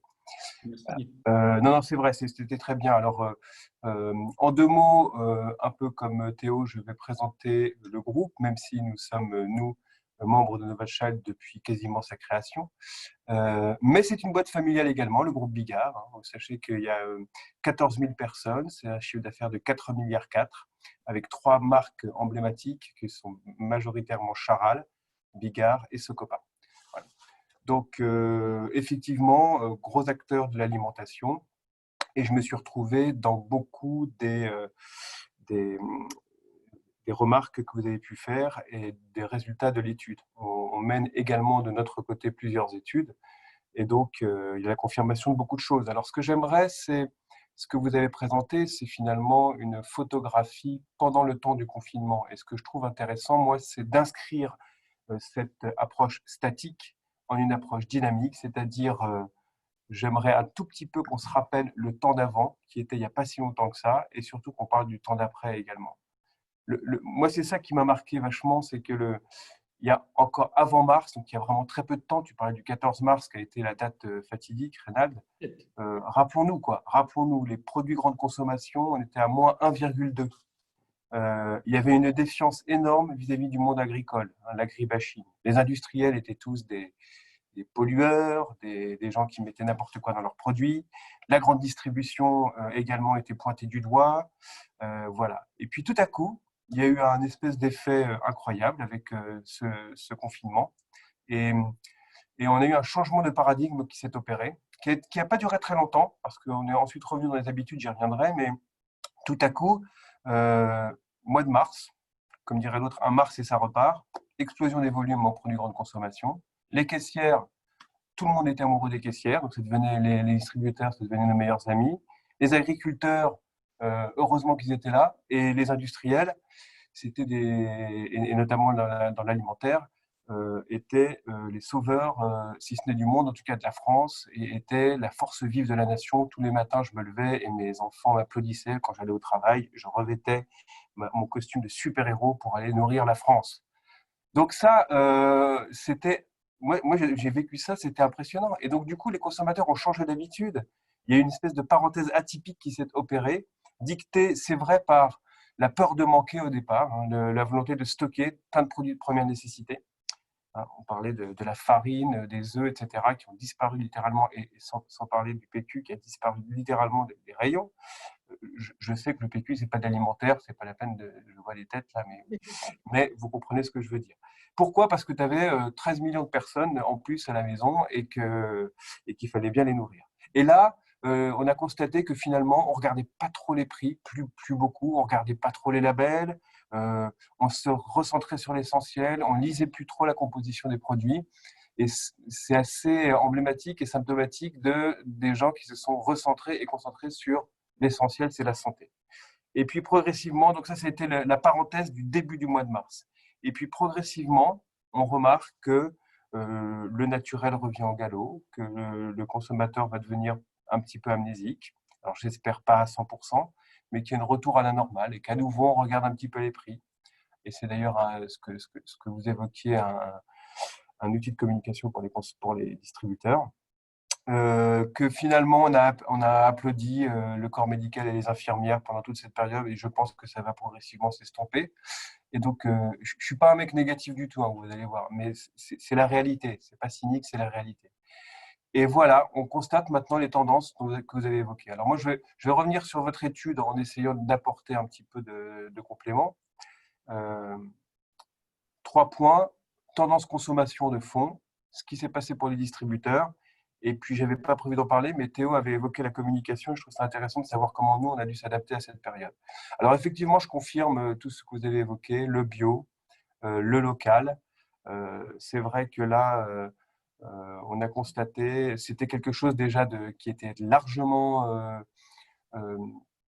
qui était initié depuis relativement longtemps, et comme on sait, les crises sont souvent des accélérateurs de tendance. Donc celle-là, pour moi, ça va en être une. Je suis tout à fait d'accord avec la description ou la définition qui a été faite du local, il ne faut pas tout confondre. Je dirais que, bon, nous, on voit sur notre segment que la viande bovine française fonctionne très bien, notamment chez les bouchers aussi. Il n'y a pas que les produits de grande consommation, mais chez les bouchers, et ça, c'est tant mieux. Et il y a effectivement, Manon parlait d'un achat militant, je dirais peut-être plutôt citoyen, mais il y a cette forme de patriotisme économique qui existe pour l'alimentation, mais globalement, on l'évoquait aussi avec le patron des meubles Gauthier, et c'est tant mieux une façon d'être solidaire dans l'adversité. Plus largement, je dirais que la consommation éthique, parce que j'englobe ça, le côté local, responsable, tout ce qui est bio. On n'a pas parlé du label rouge qui est en croissance également pour nous. Tout ce qui est bio, tout ce qui est filière, c'est ce qu'on appelle, nous, la responsabilité sociétale des marques. Et globalement, il y a eu ça, mais je pense qu'on aurait pu, si vous aviez interrogé les consommateurs sur tout ce qui était produit sain, il aurait également confirmé cette tendance. C'est-à-dire que la santé, on le sait, a été mise en avant de la scène, va être et sera de plus en plus au cœur de nos préoccupations et des consommations des achats, des consommateurs. Et donc, tout ce qui va être le Nutri-Score, que vous connaissez peut-être, l'application Yuka, pour la composition de nos produits, les additifs, les colorants, les conservateurs. Voilà, une consommation plus saine a été accélérée pendant cette période-là. Donc, je pense que c'est quelque chose qui va se confirmer. Voilà. Pour terminer sur d'ailleurs un autre point que j'ai noté dans votre présentation, la responsabilité sociétale des marques, il y a un paradoxe qu'on a pu vivre là, c'est que, alors, et à juste titre, que le plastique et les emballages étaient fortement décriés, que ce soit par le gouvernement, que ce soit bien sûr par tous les industriels, on fait tout ce qu'on peut pour essayer de réduire ce plastique. Là, pendant ce confinement et pendant cette crise, au contraire, le plastique, c'est fantastique. C'est-à-dire que c'est le packaging qui protège. Et même les fruits et légumes qui se sont le plus vendus étaient ceux qui étaient emballés individuellement. Et tu parlais du vrac tout à l'heure qui était en perte de croissance. Oui, parce que le vrac, toucher des trucs que les autres ont pu toucher, ça fait peur. Donc, est-ce que ça va rester ou pas? Je ne sais pas. Moi, mon sentiment, pour terminer sur juste cette tendance, qu'on va dire éthique, c'est qu'il faudra continuer, quand on est une marque nationale, à répondre à ces préoccupations des consommateurs, notamment sur ces plans-là. Le second point que vous avez évoqué, c'est le plaisir. Alors oui, naturellement, on a vu l'explosion de tout ce qui était gâteau, apéritif, tablette de chocolat, plus 40, etc. Et ça, c'est très bien de le rappeler, parce que alimentation, clé d'entrée numéro 1, c'est toujours et avant tout le plaisir. C'est un plaisir essentiel, et on vient vite sur la santé que j'évoquais, mais c'est avant tout le plaisir. Et ça me fait plaisir, justement, de voir que les consommateurs sont revenus à des considérations quand ils étaient chez eux, là encore, en famille, sur des données comme ça. Et nous, on l'a constaté, bien évidemment, sur nos gammes, parce que les produits plaisir ont cartonné. Et le troisième point qui va avec le plaisir, c'est la cuisine à domicile. Je suis d'accord avec vous. Farine, plus 148%, chocolat à cuisiner, plus 40%, le sucre, plus 47%. Et nous, on a constaté que nos produits qui étaient à cuisiner avaient plus le vent en poupe que d'autres. Par la négative, on voit que nos amis, par exemple, de Sodebo ou de Donna, tout ce qui était sandwich, prêt à consommer, rapide, qui vont revenir, je pense, parce qu'on va revenir à une vie un petit peu normale, mais on était dans des tendances de moins 50, moins 60, moins 90% pour certaines références. Nos propres burgers, nous, ont été stables, alors que globalement, on était plutôt à plus 20 en volume. Donc, il y a eu cette volonté de revenir en cuisine. Est-ce que ça va durer? Je n'ai pas de boule de cristal. Ce que je pense, c'est qu'en tout cas, je pense qu'une partie de rémanence va perdurer, notamment en week-end, et que les Français ont repris goût un petit peu à cuisiner, parce que cuisiner, ce n'est pas uniquement se faire une bonne bouffe, c'est aussi passer un bon temps ensemble. Voilà. Le second point, c'est la distribution. Donc là aussi, je confirme tout ce que vous avez vu, l'étayant par d'autres chiffres, le drive, le taux de pénétration du drive qui était de 18% consacré à l'alimentaire, j'entends, avant la période du mois de mars est montée à 32%, ce qui veut dire qu'ils ont finalement réussi à recruter en 2 mois ce qui leur aurait fallu 5 ans. Ça leur a pris 5 ans à recruter ce même nombre de personnes. Donc, ça a été un accélérateur phénoménal pour le drive. Je crois que ça va rester parce que les raisons, effectivement, étaient plutôt sanitaires, protectrices. Mais quand on goûte une fois au drive, qu'on n'a jamais essayé, on se trouve que finalement, c'est assez pratique, qu'on a nos produits lourds qui ne sont pas à trimballer, qu'on fait moins de kilomètres, enfin en tout cas qu'on passe moins de temps dans les supermarchés. Et je pense que l'essayer, c'est l'adopter et que le drive, s'il ne restera peut-être pas à ce niveau-là, en tout cas ne redescendra pas au niveau auquel il était avant. Donc, charge à nous, parce que toutes ces tendances-là, bien sûr, il faut les épouser, les comprendre, les anticiper et savoir quelle communication et produits on fera pour y répondre demain. Le drive, ouais. La proximité, ok, vous en avez parlé. Je rajouterais 2 choses, enfin 3. L'hypermarché, ce qu'Alexandre Bompard explique, c'est normal, vous allez me dire, parce qu'il est patron de Carrefour, donc il prêche pour sa paroisse, mais il pense que l'hypermarché, vous m'entendez encore là? Parce que je te vois bouger. Ouais. L'hypermarché va revenir, on revient à des basiques, c'est-à-dire que tout sous le même toit, c'est pas si mal que ça. C'est-à-dire qu'on fait une fois la queue, on achète tout et on pense que l'hypermarché, est-ce que ce sera pour une longue durée ou pour un temps assez court? Mais je pense qu'à court terme, d'ici la fin de l'année, alors qu'il est en perte de vitesse, il va peut-être se stabiliser. Le surgelé, je rejoins tout à fait parce que nous, on a une grosse activité surgelée, pas que sur la marque Charal. Et là, ça a été l'explosion, c'est-à-dire mois de mars, plus 41%, mois d'avril, plus 20%. Ce qui est très amusant à noter, c'est que alors que c'était une crise qui avait précipité la baisse de fréquentation de ce rayon-là, souvenons-nous de ce qu'on appelait l'affaire Findus, c'est une autre crise qui va faire en sorte que ce rayon va être ressuscité et les Français s'aperçoivent que finalement, le surgelé, c'est pas cher, c'est bon, c'est sain, ça préserve les qualités organoleptiques et nutritionnelles de nos produits.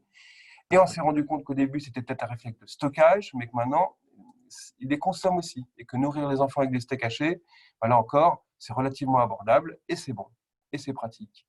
Et les ventes en ligne de Darty, de machin, c'était x10 pour les réfrigérateurs, les congélateurs, pardon. Donc, il va bien falloir les remplir, cela. Et je pense que là encore, alors qu'on était sur une tendance de moins 5, moins 6%, il n'y a pas si longtemps, je vous rappelle, avant mars, la tendance de plus 40 que j'évoque ne va pas perdurer, mais on va rester sur un trend positif pendant pas mal de temps.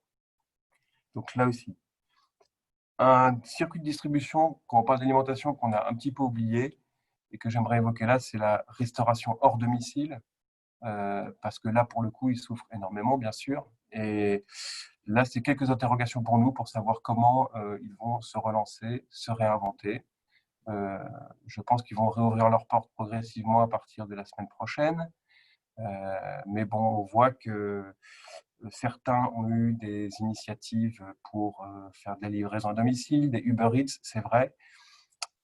À quoi vont ressembler les restaurants de demain? Est-ce que ça va être, on est tous dans les restos comme avant, ou alors est-ce qu'il y aura des distanciations, des masques avec des trous pour les pailles? Je ne sais pas trop, mais ça va prendre un petit peu de temps. Ça va prendre un petit peu de temps à se relancer. Donc là, c'était pour la distribution. Le troisième point, c'est la communication. Donc oui, excellent point. Il y a eu un gros paradoxe qu'on a vécu pendant cette période-là. Vous l'évoquiez dans la première partie quand vous parliez d'éducation. La part d'audience a cru de manière phénoménale et pour cause, je le rappelle, 13 millions de personnes en plus dans les foyers. Et le paradoxe que j'évoque, c'est que beaucoup plus de personnes devant leur télévision, devant leurs écrans et beaucoup moins d'annonceurs parce que soit ils n'avaient pas besoin de communiquer sur certains produits parce que ça se rendrait entre guillemets tout seul. Donc certains annonceurs, même de l'alimentaire, ont retiré des campagnes parce qu'ils n'avaient quand tu es Francine et que tu n'arrives pas à livrer toute ta farine, tu n'as pas besoin de faire de pub. D'autres annonceurs automobiles, loisirs, voyagistes ne voulaient pas communiquer parce que c'était surtout pas le moment. Donc un espace de communication qui s'est libéré de manière incroyable. Donc le truc que je n'avais jamais connu dans ma vie de marketeur et que je ne connaîtrai plus jamais, c'est un ratio audience phénoménal avec des prix beaucoup plus abordables. Donc ça, c'était une aubaine. Ça, c'est pour l'achat d'espace. En revanche, le challenge et l'enjeu pour nous, c'était de communiquer de manière juste et de trouver le ton juste et de ne pas paraître comme étant opportuniste, mais plutôt, je dirais, opportun. Et ça, je pense en toute modestie, parce que je ne suis pas pour grand-chose, c'est surtout les équipes qui l'ont fait, mais qu'on a su adopter ce ton juste. D'ailleurs, on a testé, parce que pour moi, c'était quand même très important de voir si on n'était pas justement passé comme un petit peu profitant de cette période-là. Et je sais que nos consommateurs, que ce soit ce qu'on a fait en télévision ou sur les réseaux sociaux, ont plutôt apprécié nos prises de parole. Concernant Charal, voilà, on a changé notre slogan, c'était, et ça va redevenir Vivons fort, vous connaissez peut-être. Et là, on a changé de truc, on appelle ça Restons fort, avec un petit spot de manière très très habile. Les équipes ont retrouvé des rushs d'anciennes publicités, on fait du montage parce que tourner des pubs pendant cette période-là, c'était complètement impossible. Et je vous invite à regarder, moi aussi, hein, Théo, tu ne vas pas être le seul à faire une pub pour ma peine. Moi, je veux dire, allez voir cette pub, vous allez voir, c'est plutôt mignon, plutôt sympa. Vous voyez qu'on disait que pour le secret, pour rester fort à la maison, c'est de prendre, de se faire plaisir à la maison avec un beau plan de viande. Et ça a plutôt été apprécié. L'autre point, c'était évidemment l'utilisation des réseaux sociaux. On parlait d'éducation. Là, l'enseignement que j'aurais, c'est que tout ce qui a été recettes de cuisine, trucs, astuces, éduquer un peu sur ce qu'est la viande, les morceaux, d'où viennent nos produits, ça a vachement plu. Dès qu'on est sorti un petit peu de notre cœur de métier et de notre savoir-faire, qui était le ludique, on a tenté de faire des coloriages, des machins. C'était pas mal, mais moi, ce que je pense, c'est que les consommateurs ont plein de bon sens et qu'ils attendent des marques qu'elles communiquent dans leur zone de compétence, c'est-à-dire Charal fait de la viande et donc tu vas m'expliquer comment je cuisine la viande, pas comment je colorie, même si c'est avec des très beaux coloriages MAPED, un bateau Charal. Voilà. Donc nous, on n'est pas là pour divertir, on est là pour éduquer, apprendre et faire connaître nos produits. Mais je peux vous dire que la croissance, là aussi, d'audience sur les réseaux sociaux, il y a beaucoup de marques de l'alimentaire ou même de restauration, parce que la restauration a pu vivre un petit peu de manière virtuelle. Ça a été l'explosion des cours de cuisine. Le patron de l'atelier des chefs, je ne sais pas si vous le connaissez, a lui-même fait sur ses Facebook, alors qu'il était confiné chaque jour, et est monté au fourneau, hein, montrant qu'il n'était pas juste un super entrepreneur, mais un cuisinier de tous les jours, la cuisine du placard. Et ça, je sais que ça a beaucoup plu. Donc, les secrets d'une communication réussie dans cette période-là, finalement, c'est les mêmes ficelles que pour toujours. C'est rester authentique, vrai, sincère. Voilà. Et si jamais maintenant, pour conclure, on se projette dans le monde d'après, là encore, personne ne peut voir demain. Moi, je retiendrai un point que vous avez évoqué et qui va être crucial, c'est, alors que là encore, je déteste être les Cassandres, mais c'est plutôt la crise économique qui va arriver. Et c'est savoir comment on va savoir s'y adapter. Donc, il y a effectivement toutes les tendances qu'on a évoquées. Il va falloir, je disais tout à l'heure, les comprendre, savoir comment elles vont se transformer, se confirmer, ralentir. Mais l'enjeu principal, c'est ce qui est devant nous. Malheureusement, quand on interroge les consommateurs, 42% des gens pensent que le pire est à venir. C'était plus 4%. Chaque mois, on traque les attentes et les craintes sociétales des Français. Et c'est plus 4% par rapport à la période d'avant. En 15 jours, il y a eu un accroissement de plus de 4%. Et je pense que ça va continuer. Paradoxalement, bien sûr, il y a une crainte sanitaire, c'est-à-dire 87% pensent qu'il va y avoir un rebond et qu'on va vivre à nouveau une autre vague. Mais de plus en plus, ce qui était intéressant à noter, c'est qu'au début de notre baromètre, les gens avaient peur d'abord pour leur santé de leurs proches, en deux pour leur santé, et progressivement, c'est plus pour la santé de leurs proches ou leur santé, mais c'est vraiment pour leur emploi, pour leur pouvoir d'achat, et c'est ça qui leur fait peur maintenant. Donc, c'est ce que tu évoquais, la crise, je dirais, économique et sociale qui va en découdre, a pris le pas sur la peur sanitaire. Et c'est tout le paradoxe que ça va créer, que vous avez évoqué, c'est-à-dire que c'est bien de consommer local, c'est bien de consommer sain, tout ça est excellent, mais ça a un coût. Et est-ce que le consommateur va être prêt à payer ce coût alors que son portefeuille va, pour beaucoup, un peu se vider, qu'il va avoir, c'est toujours la fin du monde et la fin du mois, hein, le dernier débat. Moi, mon point de vue, là encore, je ne suis pas devin, mais c'est qu'il voudra tout. Et que le rôle d'une marque, demain, ça va être de lui offrir à la fois des produits sains, à la fois des produits locaux, mais abordables. Et ça, c'est l'enjeu de nos marketeurs de demain. C'est la meilleure façon qu'on aura d'être responsable. La première responsabilité d'une entreprise, c'est de maintenir l'activité, de maintenir les emplois, donc d'être rentable, donc il faudra, mais aussi une responsabilité sociétale quand on est une marque, parce que ce qui est bon à manger doit d'abord être bon aussi à penser. Je parlais du plaisir, mais de plus en plus pour les jeunes générations notamment, c'est ce qu'il y a dans l'assiette et dans vos produits qui compte. Et voilà. Je terminerai par cette phrase. Et je dirais que ce que je dis souvent aux équipes, l'avenir, ce n'est pas ce qui va se passer, mais c'est ce qu'on va faire. Voilà. Merci beaucoup, Guy. Merci, Guy. Pour répondre un petit peu aux questions qui sont apparues, donc il n'y en a pas eu sur les 3 questions là qui viennent d'apparaître. Si vous en avez d'autres, n'hésitez pas.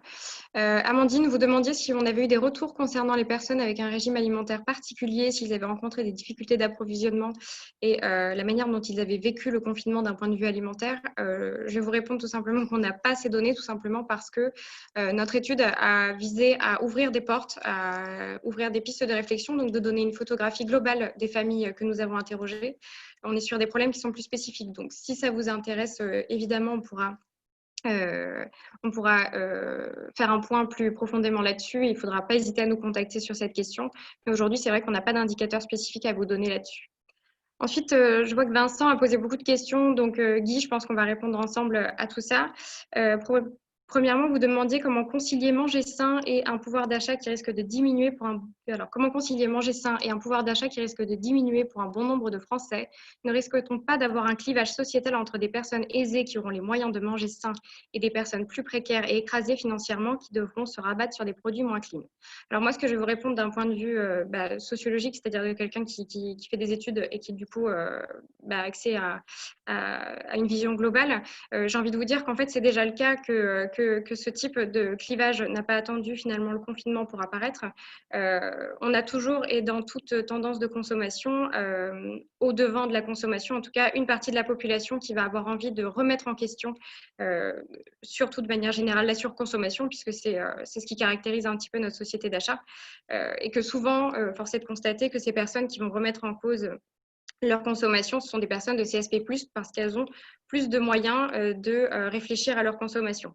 Donc, évidemment que les personnes qui possèdent un pouvoir d'achat supérieur vont avoir plus de facilité à se tourner vers du manger sain. Alors, je parle de pouvoir d'achat, évidemment, le capital culturel vient aussi beaucoup jouer là-dedans. Hein. Je ne veux pas faire une distinction aussi nette là-dessus, mais c'est vrai que pour réfléchir à ce qu'on mange, pour réfléchir à la filière, en tout cas pour prendre en compte la filière qu'on peut avoir en amont d'un plat et les conséquences qu'elles peuvent avoir en aval, il faut avoir déjà beaucoup de critères en tête il faut maîtriser une chaîne qui est quand même globale et complexe, et c'est vrai que tout le monde n'est pas à même de le faire. Donc, évidemment que concilier manger sain avec un pouvoir d'achat qui va diminuer, ça va être encore plus complexe pour les acteurs qui n'en bénéficieront pas. Comme le disait très bien Guy, on va avoir une crise sanitaire qui va venir évidemment renforcer tout ça. Et moi, c'est la réponse que je donnerais. Je ne sais pas si Guy, vous voulez rajouter quelque chose là-dessus. Alors, merci pour cette approche sociologique à laquelle je souscris. C'est vrai que cette dichotomie a toujours existé, mais je serais un peu moins pessimiste que toi. La première chose, c'est que parfois, et c'est le rôle notamment de l'industrie agroalimentaire, c'est notre rôle de faire en sorte que de dépolluer, je ne pas ce mot-là, mais de cleaner, le clean label, nos produits, moins d'additifs, moins de colorants, moins de conservateurs, c'est à coût identique. Donc, je pense que c'est notre rôle de se dire, c'est pas parce qu'on enlève un peu de sel, un peu de sucre, un peu d'additifs, etc., que ça nous coûte plus cher à nous. Voilà. Donc, moi, déjà, ce que je dis aux équipes, c'est d'essayer de faire des produits plus sains, qui conservent le goût et le coût. Voilà, moi, c'est mon truc. Garder le goût, garder le coût. C'est pas toujours possible, mais c'est notre devoir. Donc, on peut, à cet égard, manger plus sain pour le même prix. Deuxième chose, je pense aussi que on a fait beaucoup de progrès depuis, là, si on remonte à 7, 8, 10 ans, une démocratisation de certains produits sains, je pense au bio. Le bio s'est beaucoup démocratisé. Avant, c'était très cher. Maintenant, on a des produits bio qui sont relativement accessibles. Parfois, manger sain aussi, c'est pas si cher que ça, parce que le consommateur doit changer ses habitudes, et c'est de se dire qu'au lieu d'acheter certains produits industriels tout faits, peut-être qu'il doit aller au rayon fruits et légumes et acheter une pomme et, je ne vais pas faire de pub, mais un steak haché naturel, sans additifs ni colorants. Pof, c'est le même prix que d'acheter un plat tout fait, cuisiné. Voilà, donc c'est à lui de faire ses choix. Donc c'est aussi possible, parce que, et là je m'adresse à la sociologue, c'est aussi une matière d'éducation. Et nous, on doit aussi éduquer le consommateur pour lui dire ces choses-là. Et puis le dernier point, qui est un autre levier, manger sain, c'est manger moins. Okay, et quand on mange moins, on dépense moins. Donc moi je pense que l'axe qui est de moins mais mieux est également un levier qu'on peut creuser. Voilà, c'est-à-dire que réduire un petit peu les portions. Charal, par exemple, a lancé des produits qui s'appellent Petit Appétit, où c'est la même qualité des produits que nous pouvons trouver sur le marché, mais au lieu de faire un steak de 120 grammes, eh bien c'est 80 grammes. On se rend compte que finalement, une partie de la population se dit m'offrir du Charal de temps en temps, c'est plus abordable parce qu'à l'acte d'achat, c'est plus accessible. Et pourtant, c'est un produit qui est hyper sain, hyper bon. Là encore, c'est la viande de bœuf, 100% pur bœuf, c'est hyper bon pour la santé. Voilà. Je ne vais pas faire de la pub, protéines, fer, etc. Mais vous voyez, donc, je suis d'accord sur la dichotomie qui existe et qui existera toujours, mais je pense que c'est notre devoir de donner des produits sains pour le même prix, et que le consommateur a aussi son devoir de faire les bons choix. D'accord, donc en fait, si je résume, finalement, on en revient un petit peu à ce qu'on avait dit autour de l'achat local, c'est-à-dire que, encore une fois, le consommateur a besoin d'être aiguillé et d'être accompagné dans ses achats pour aller vers ce type d'alimentation. Voilà.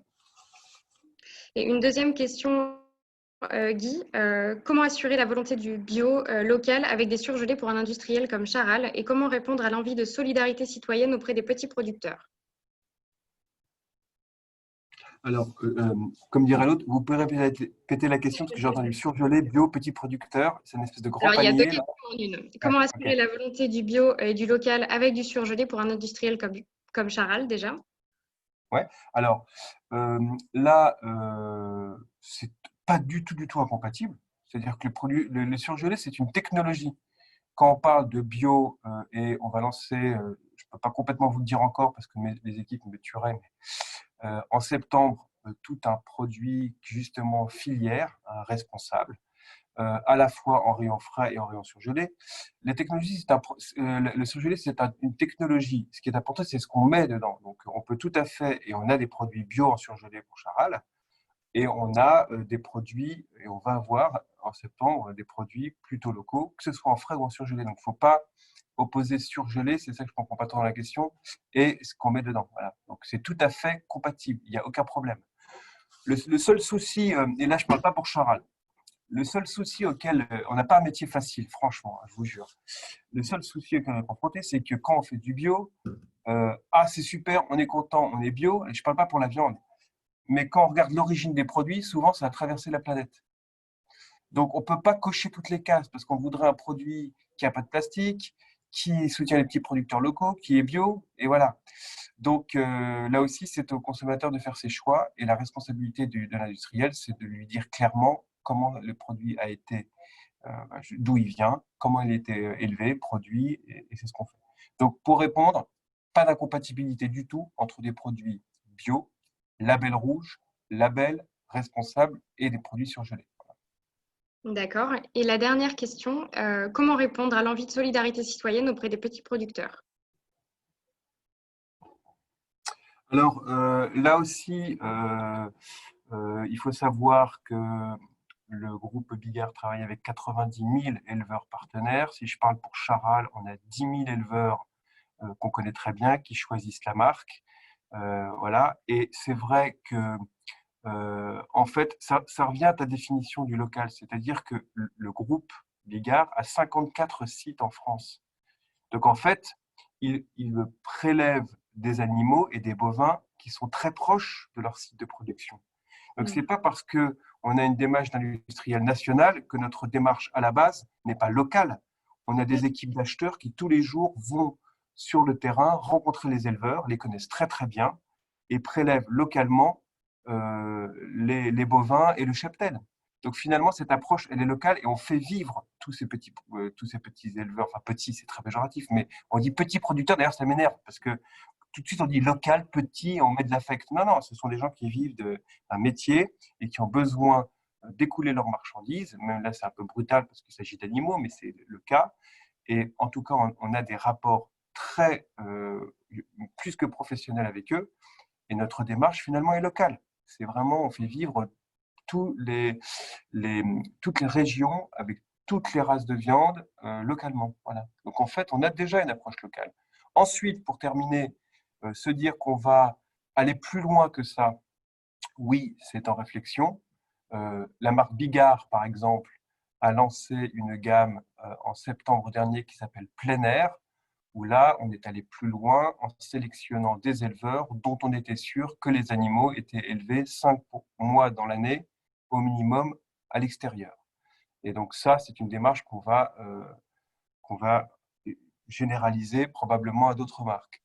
Le label rouge, qui a des cahiers des charges qui ressemblent également à ça, donc auquel le local et les éleveurs se greffent, cahier des charges hyper fort, est en croissance chez nous. On parlait du bio également. Donc, toutes ces démarches-là, à la fois parce que c'est une tendance consommateur, mais aussi que c'est une tendance responsable, ça va se développer. Très bien, merci Guy et merci Vincent pour ces questions qui ont permis d'apporter des compléments à ce qu'on a pu dire. Je vais repasser la parole à Reynald pour conclure. Voilà, moi, je voulais juste remercier de nouveau nos deux témoins, donc Théo Vialard et donc Guy Lepel-Cointet. Merci vraiment pour vos témoignages, vraiment plein de sincérité.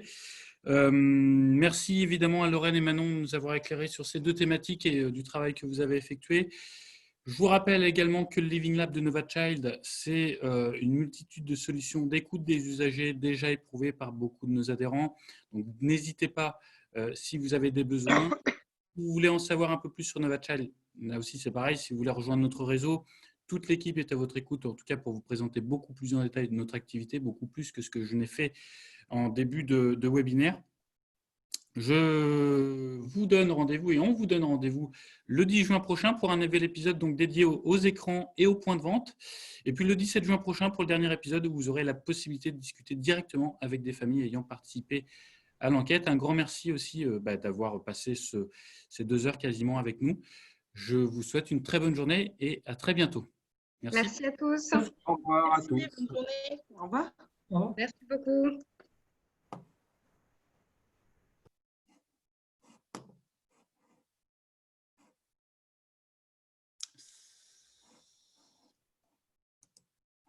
Bon, bah, c'est fini. T'as arrêté, Lorraine, la diffusion? Non. Hop, fin. Mettre fin à la